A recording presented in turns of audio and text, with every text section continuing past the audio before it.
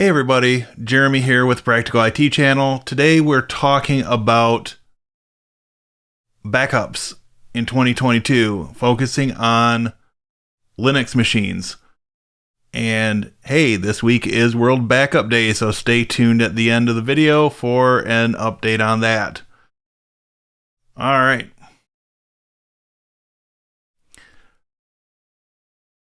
In general, we all want to follow the 3-2-1 backup methodology, and there have been variations of this over the years. When I first heard this, I was told 3 copies of your data, 2 on different media. At the time, it meant CD, hard drive, or some other media that was popular. But one of those needs to be offsite. Well, fast forward, it's 2022, and most backups happen on hard drives regardless. So, a more recent variation of the 3-2-1 backup method reads like this: 3 copies of your data in 2 different locations, and one of those needs to be offsite.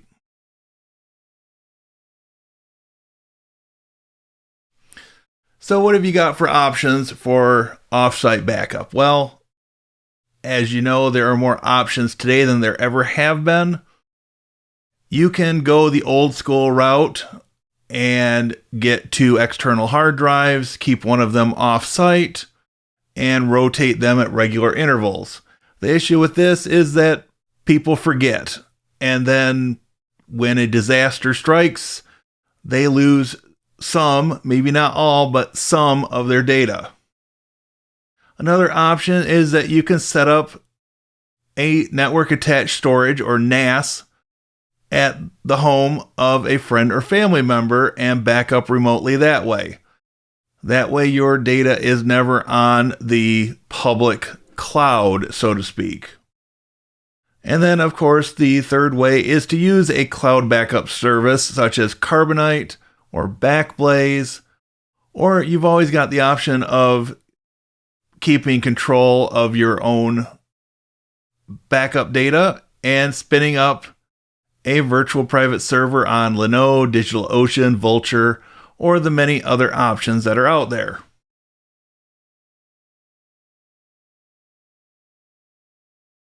So now we're going to cover some options for Linux server backups.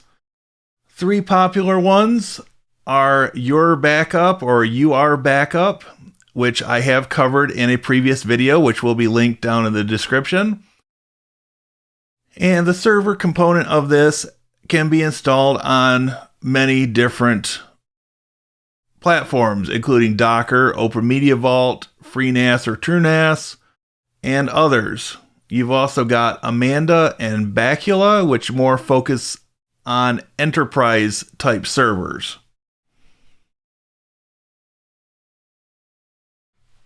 On the Linux desktop, you've got several options. You've got Free File Sync, which is another video that I have already done, and I will link that in the description. Time Shift, which is similar to the Windows System Restore or Time Machine on macOS. You've got KBackup, which is a rather run-of-the-mill backup utility, but does have some nice customization options. You've got rsync, which is a command line utility, and grsync, which is a GUI over top of rsync. And then you've got some other options: Time Vault, and Back in Time, and Flyback. There are also a couple of hybrid backup utilities worth mentioning. Duplicati supports third-party storage providers such as Google Drive, Dropbox, Amazon S3, and Google Cloud.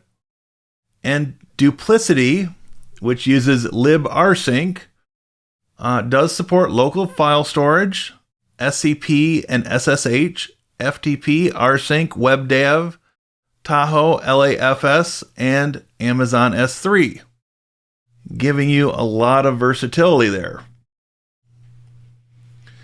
And then we've got image backups. So Clonezilla is one everybody, or almost everybody, has heard of. It can be considered the granddaddy of image backups on Linux. Rescuezilla, which is a graphical interface for Clonezilla. There's Redo Rescue and Fog. Now, once you've got your backup made, one thing that people fail to do is test their backups. And this results in many of those people finding out they've got bad backups in the most inopportune time. So, to avoid this issue, you want to test restoring your backups to an extra machine or a virtual machine and make sure that you can access your data. And if something isn't quite right, keep adjusting your backup settings and repeating this testing process until you achieve the desired results. And as mentioned at the beginning of the video, World Backup Day happens every year on March 31st, and it asks everybody to back up their data, perform at least one backup on World Backup Day. Avoid being an April Fool who loses their data. And while Mr. T may pity a fool who doesn't back up their data, few others will. Just wanted to give you all something to think about. Thank you for watching, and I'll see you in the next video.